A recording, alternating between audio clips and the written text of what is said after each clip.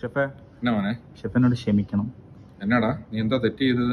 അത് നമ്മുടെ റിസീവിങ്ങിൽ വന്ന കുറച്ച് വെജിറ്റബിൾ സ്പോയിൽ ആയതായിരുന്നു. അത് അത്ര കാര്യമാക്കി അത് എടുത്തു വെച്ചു. റിസീവിങ്ങിന്റെ പ്രൊസീജിയേഴ്സ് ആരും പറഞ്ഞു തന്നിട്ടില്ലേ? വന്ന് ഇനി ഓരോ പ്രാവശ്യവും നീ വെജിറ്റബിൾസ് അല്ലെങ്കിൽ എന്ത് സാധനങ്ങൾ റിസീവ് ചെയ്യുമ്പോഴത്തേന്റെ പ്രൊസീജിയേഴ്സ് മനസ്സിലാക്കിയിട്ട് റിസീവ് ചെയ്യാം. നീയൊക്കെ നാളത്തെ ഷെഫ്മാരാകാനുള്ളതല്ലേ? അതുകൊണ്ട് റിസീവിങ് വളരെ ഇമ്പോർട്ടൻ്റ് ആയിട്ടുള്ള ഒരു പോയിന്റ് ആണ്. ഇനി 3 കാര്യങ്ങളാണ് നീ ശ്രദ്ധിക്കേണ്ടത്. 1 before the delivery, 2 during the delivery, പിന്നെ 3ാമതായിട്ട് ആഫ്റ്റർ ദ ഡെലിവറി. അല്ല ഷെഫേ, ഈ ബിഫോർ ദ ഡെലിവറിയിൽ നമ്മൾ റോ മെറ്റീരിയൽസ് എത്തിയിട്ടല്ല അതിനെക്കുറിച്ച് ശ്രദ്ധിക്കേണ്ടത്. ഒരിക്കലുമല്ല.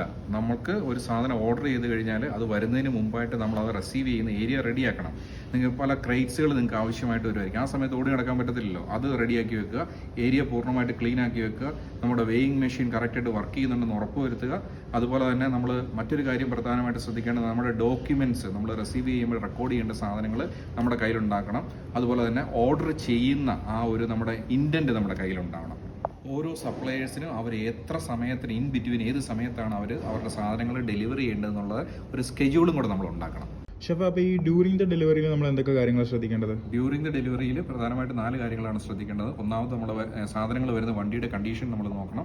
രണ്ടാമതായിട്ട് നമ്മൾ റിസീവ് ചെയ്യുന്ന സാധനങ്ങൾ കറക്റ്റ് ടെമ്പറേച്ചറിലാണെന്ന് ഉറപ്പ് വരുത്തണം. ഒരു തെർമോമീറ്റർ അതിന് നമുക്ക് ഉപയോഗിക്കാവുന്നതാണ്. മൂന്നാമതായിട്ട് നമ്മൾ ശ്രദ്ധിക്കേണ്ടതെന്ന് പറഞ്ഞു കഴിഞ്ഞാൽ വരുന്ന സാധനങ്ങൾ നമ്മൾ ഓർഡർ ചെയ്തതിൽ നിന്ന് കൂടുതലാണോ കുറവാണോ എന്നുള്ളത് നമ്മൾ ചെക്ക് ചെയ്യണം. നാലാമതായിട്ട് നമ്മൾ ചെയ്യേണ്ടതെന്ന് പറഞ്ഞു കഴിഞ്ഞാൽ വന്നിരിക്കുന്ന സാധനങ്ങളുടെ കണ്ടീഷൻ അത് ഗുഡ് ആണോ ബാഡ് ആണോ എന്ന് ഉറപ്പ് വരുത്തണം.